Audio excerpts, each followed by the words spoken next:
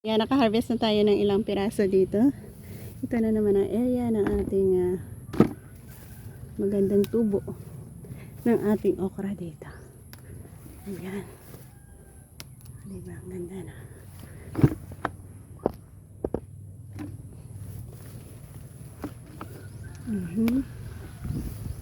Ayan din.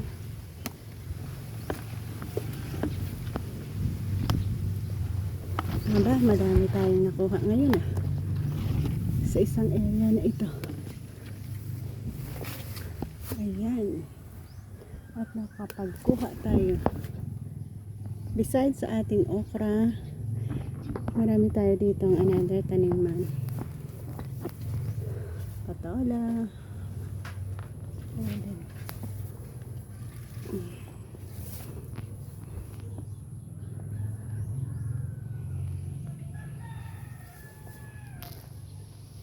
May dalawa dito nakatago palang laki na.